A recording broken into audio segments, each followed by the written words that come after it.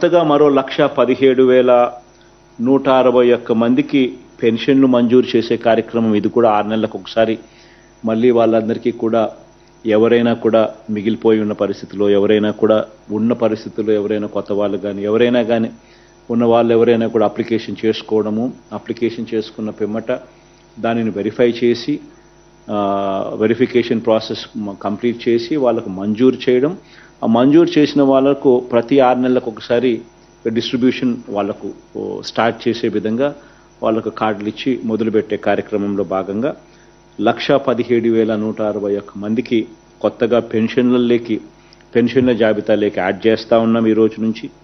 అదే మాదిరిగానే మరో 1,11,321 మందికి కొత్త బియ్యం కార్డులను కూడా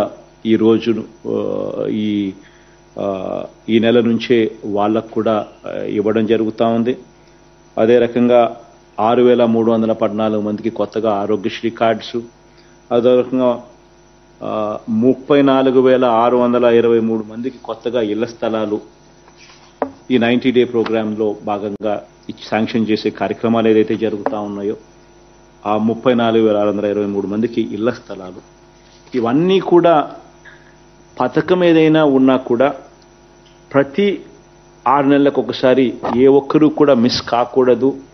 ఏ పేదవాడు ఇబ్బంది పడే పరిస్థితి రాకూడదు అని సాచ్యురేషన్ పద్ధతిలో ఎక్కడా కూడా వివక్ష అనేది దానికి తావివ్వకుండా, ఎక్కడా కూడా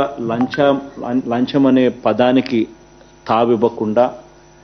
ప్రతి 6 నెలలకు ఒకసారి ఈ కార్యక్రమం జరిపిస్తూ పథకం అయిపోయిన తర్వాత మళ్ళీ 1 నెల పాటు టైం ఇస్తూ ఆ టైంలో వాళ్ళు అప్లికేషన్ పెట్టుకునే వెసులుబాటు కల్పించడమే కాకుండా ఆ తర్వాత వాళ్ళతో అప్లికేషన్ పెట్టించే కార్యక్రమం, అవసరమైతే వాలంటీర్ సేవలు అన్నీ కూడా అందుబాటులో ఉంచే కార్యక్రమం, సచివాలయంలోకి వాళ్ళే వెళ్ళి అప్లికేషన్ పెట్టుకునే వెసులుబాటు, లేదా అది కూడా 1902కు జగనన్నకు చెబుదామని చెప్పి అనే నెంబర్కు ఫోన్ చేసి అడిగినా అక్కడి నుంచి కూడా వాళ్ళు గైడెన్స్ ఇస్తారు. ఏ రకంగా అప్లికేషన్ పెట్టుకోవాలి, ఏమేం పత్రాలు సచివాలయంలో ఇవ్వాలి,